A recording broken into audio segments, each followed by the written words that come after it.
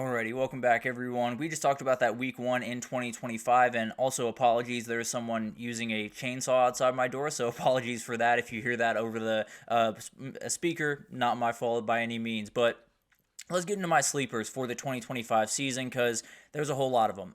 I think you look at next year, and especially in the SEC, it was a very hard group to put together because there's not a lot of teams that are going under the radar, especially in the SEC, especially in the Big Ten, where you can't really find those teams that are not being talked about right about now. But I have a couple of teams that I'm watching very, very closely as we head into 2025, and some teams that I think could possibly challenge for a CFP spot at some point next year, and will be interesting to watch all these teams unfold. But let's start with Oklahoma. Let's start in the SEC, and we'll start with the Sooners because they brought in the guy. They brought in a guy that will absolutely be on my top 10 quarterback list tomorrow, where John Mateer is going to be a huge player going into next year for Oklahoma. He should elevate that offense just a little bit. They also brought in Ben Arbuckle from Washington State, and it should be an offense that gets better. Now, the big-time question that you still have with this offense is the wide receiver group and the O-line group. Are they good enough to get wins? Now, I think Deion Burks is going to be a great player as long as he can stay healthy.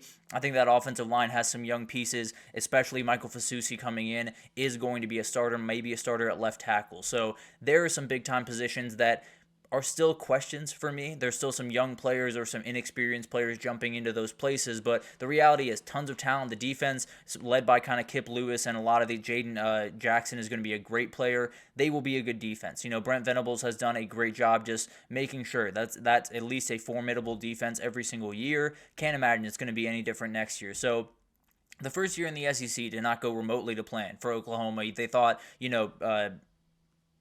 Jackson Arnold, I kind of blanked on the name there. They thought Jackson Arnold was going to come in and be a huge player for them, kind of lead them to a possible sleeper national title, but the reality is, I do think there's a team that could take a big-time step forward as long as John Mateer makes the plays that he very badly needs to. There are some big-time plays that are going to need to be made, and you might not have the great protection that sometimes you did have at Washington State, and it'll be a really interesting thing to watch as we go throughout the season. Very dangerous, very talented team, but in a group with a lot of other talented teams, and A&M's a great one, but I am going to go with Auburn as my other SEC team here because I think there's an Auburn team where I'm fighting myself a little bit on it. Now, I do think they upgraded greatly at quarterback with Jackson Arnold coming in. I think the wide receiver talent they got in is downright elite. It might be one of the best, maybe the best wide receiver group in the country with Eric Singleton, Cam Coleman, Perry Thompson, Malcolm Simmons, all of these guys going into next year. It's going to be an elite group. There's no doubt about that. The thing I worry about is Hugh Freeze. The thing I worry about is the head coach because you look at his quarterbacks over the last 8-10 years, they have a propensity to turn the ball over. And it's not necessarily because the quarterbacks always come in as the biggest turnover-prone guys in the world.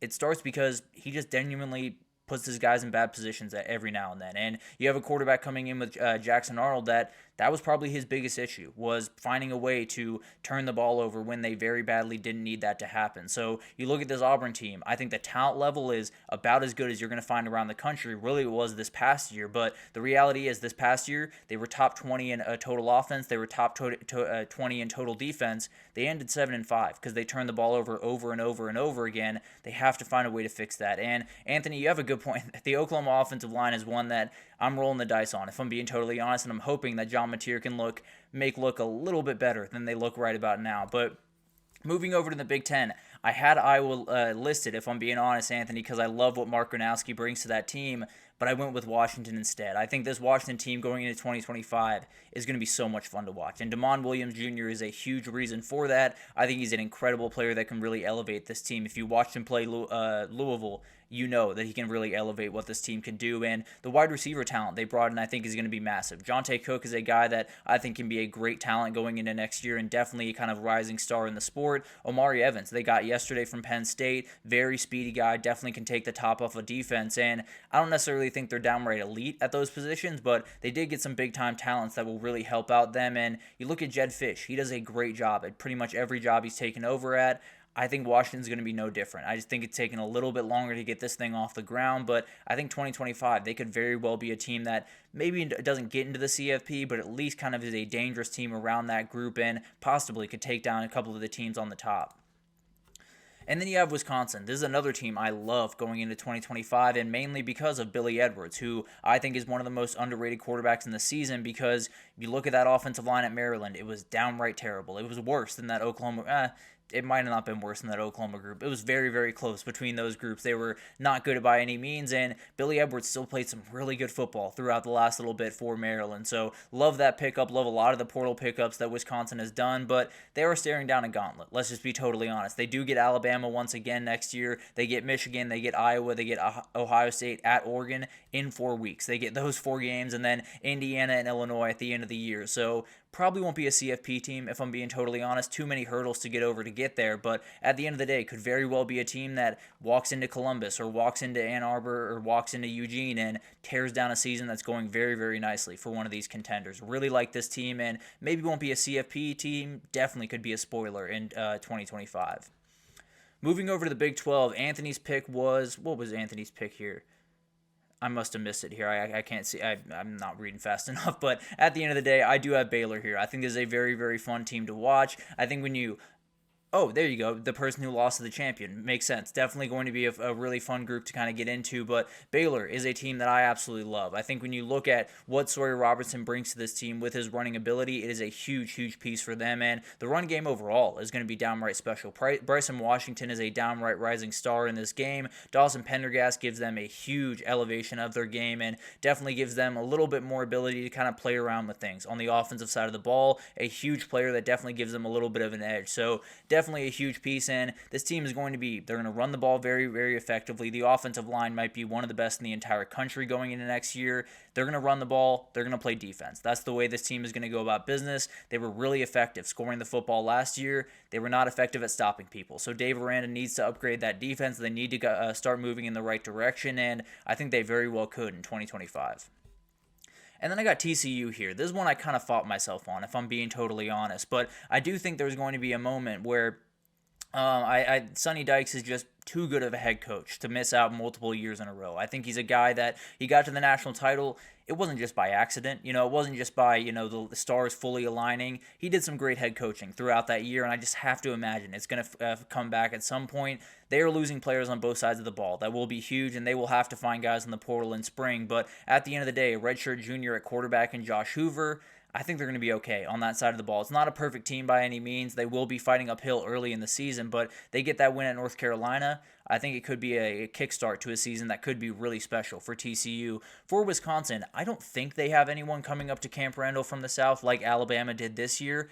I don't think they do. I can't necessarily say they do or not, but I didn't see anything on their schedule that really stood out to me, so I don't think they have anyone huge at the very least coming up there. Maybe they have someone that's a little bit lower on the totem pole, but overall, yeah, I think there is an argument to be made that he might just not have the talent there at Baylor that he very much needs to run that defense, and that's definitely something to think about as we go into next year. I do think that talent is getting that marginally better, and when you talk about the Big 12, it's just a couple of things that need to go right for things to flip very, very quickly. Over in the ACC, this might not be a sleeper at this point. There's a lot of different people talking about this team when you go into 2025 because Haynes King is coming back to Atlanta, a huge, huge thing for this team, and Malik Rutherford getting back is huge. Eric Rivers coming over from FIU is massive.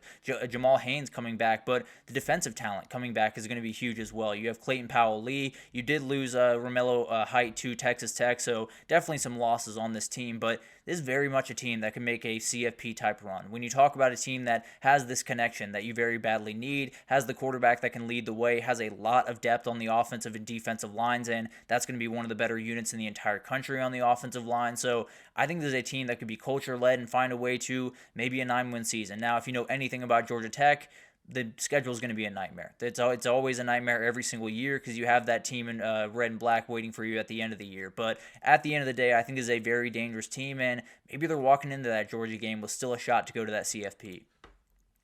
And then Boston College here. What Bill O'Brien's doing very quietly up there in Boston has been really awesome thing to watch. You lose Thomas Castellanos in not a great situation. Goes down with, or doesn't play that great of football, is taken out, gets very mad, doesn't necessarily have the greatest situation up there, but got Grayson James to play some really good football. Now it's either him or Dylan Lonergan, who came in from Bama. Love what Dylan Lonergan can bring to this team. Now, don't know if he'll be fully ready right away, but I definitely think it'll be a really awesome thing to watch. Virginia Tech's a great sleeper in the ACC, as is Pittsburgh. I think that Pitt team is one that really badly wants to get back what they had this season because you had a 7-0 year that turned into 7-5 very quickly. So very frustrating year for them. Will be awesome to watch that unfold, but for Boston College, I think the schedule puts you in a tough spot. There's no doubt about that. You do dodge Miami, but you get Notre Dame, you get Clemson, you get SMU, you get Louisville, and you get that Georgia Tech team we just talked about. So maybe they're a spoiler more than anything else. Maybe they get a couple of wins that make you look back on the season and say those were hugely impactful for what the